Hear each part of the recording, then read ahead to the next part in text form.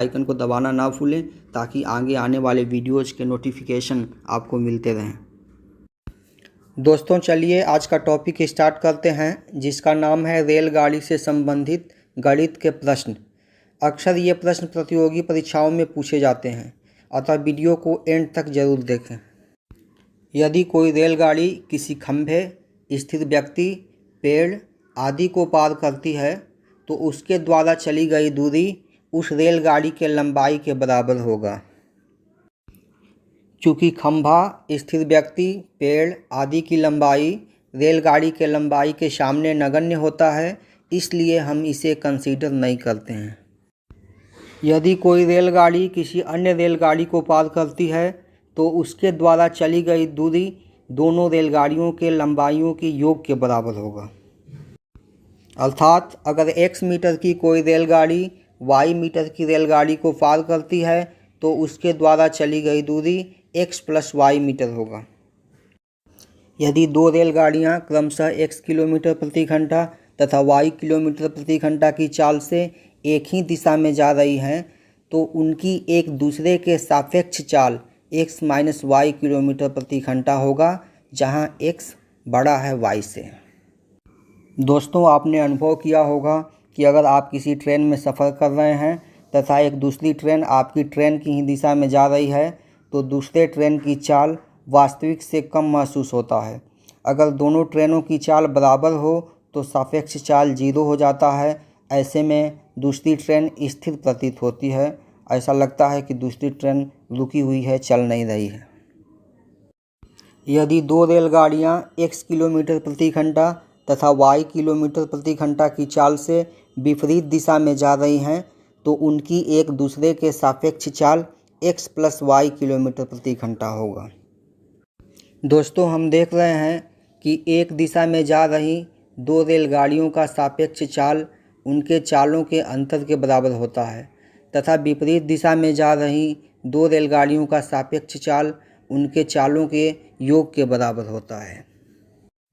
यदि कोई रेलगाड़ी किसी प्लेटफॉर्म, सुरंग एवं वस्तु जिसकी लंबाई गणना योग्य है को पार करती है तो उसके द्वारा चली गई दूरी उस रेलगाड़ी तथा पार होने वाली वस्तु की लंबाइयों के योग के बराबर होगा। दोस्तों प्रश्न में अगर दो रेलगाड़ियों की चाल अलग इकाइयों में हो, अर्थात अगर एक की चाल किलोमीटर प्रति घंटा में हो तथा दूसरे की चाल मीटर प्रति सेकंड में हो तो प्रश्न को हल करते समय दोनों रेलगाड़ियों की चाल किसी एक यूनिट में बदल लेते हैं।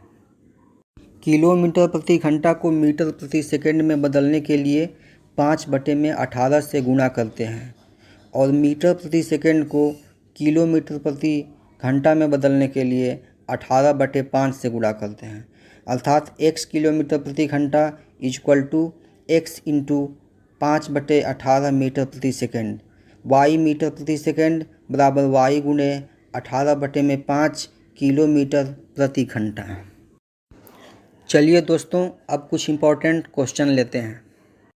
पहला क्वेश्चन है, यदि दो रेलगाड़ियां एक दूसरे की ओर 10 मीटर प्रति सेकंड तथा 15 मीटर प्रति सेकंड की चाल से आ रही हैं, अगर एक रेलगाड़ी की लंबाई 100 मीटर है तथा वे एक दूसरे को 10 सेकंड में पार करती हैं तो दूसरे ट्रेन की लंबाई क्या है? प्रश्न में दिया हुआ है कि रेलगाड़ियां एक दूसरे की ओर आ रही हैं। हम जानते हैं कि यदि रेलगाड़ियां एक दूसरे की ओर आती हैं तो उनका एक दूसरे के प्रति सापेक्ष चाल उनके चालों के योग के बराबर होता है। यहाँ पे एक दूसरे के प्रति सापेक्ष चाल 10 + 15 मीटर प्रति सेकंड = 25 मीटर प्रति सेकंड हो जाएगा।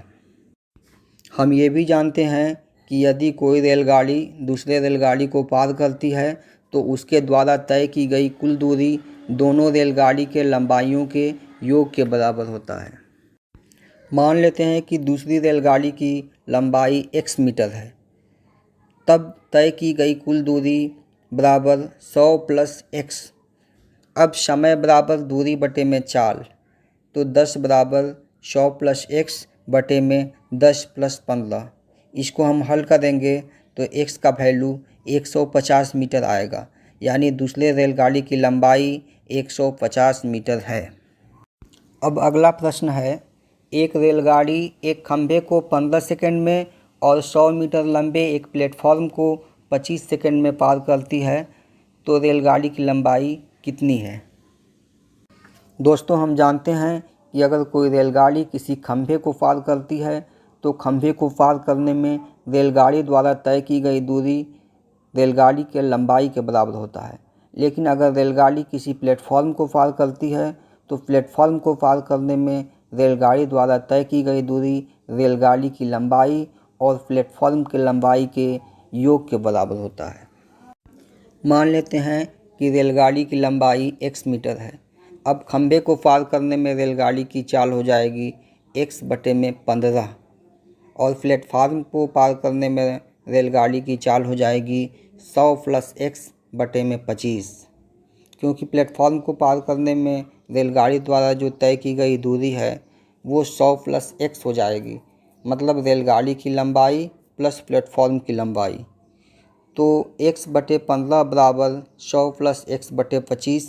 तो इसको अगर हम हल करेंगे तो x बराबर 150 मीटर, यानी रेलगाड़ी की लंबाई 150 मीटर है। अगला क्वेश्चन है, 120 किलोमीटर प्रति घंटा की गति से चलती हुई एक रेलगाड़ी P समान दिशा में चलती हुई रेलगाड़ी Q को 2 मिनट में पार करती है। यदि P तथा Q की लंबाई 100 मीटर तथा 200 मीटर है तो रेलगाड़ी Q की चाल क्या है। दोस्तों, प्रश्न में रेलगाड़ी का चाल किलोमीटर प्रति घंटा यूनिट में है, लेकिन लंबाई मीटर में है। अतः या तो हम रेलगाड़ी के चाल को मीटर प्रति सेकंड में बदल लेंगे या रेलगाड़ी के लंबाई को किलोमीटर में बदल लेंगे। दोस्तों, हम रेलगाड़ी के लंबाई को किलोमीटर में बदलते हैं।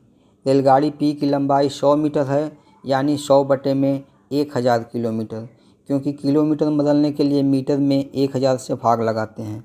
उसी तरह रेलगाड़ी Q की लंबाई 200 मीटर है, यानी 200/1000 किलोमीटर। अब एक रेलगाड़ी दूसरे रेलगाड़ी को पार कर रही है तो उनके द्वारा चली गई दूरी उनके लंबाइयों के योग के बराबर होता है, यानी रेलगाड़ी P द्वारा तय की गई दूरी हो जाएगा 100/1000 प्लस 200/1000 किलोमीटर। अब रेलगाड़ियाँ चूँकि एक ही दिशा में जा रही हैं तो उनका सापेक्ष चाल रेलगाड़ियों के चाल के डिफरेंस के बराबर होगा, यानी रेलगाड़ी P का सापेक्ष चाल 120 - x किलोमीटर प्रति घंटा होगा। अब हम जानते हैं कि चाल बराबर दूरी बटे में समय, यानी समय बराबर दूरी बटे में चाल। अब समय भी यहाँ पे मिनट में है, इसको हम घंटा में कन्वर्ट करेंगे। 2 मिनट = 2/60 घंटा। वैल्यू को फार्मूला में रखेंगे 100 + 200/1000 120 - x = 2/60। हल करने पे x का वैल्यू 111 किलोमीटर प्रति घंटा आएगा, यानी रेलगाड़ी Q की चाल 111 किलोमीटर प्रति घंटा है।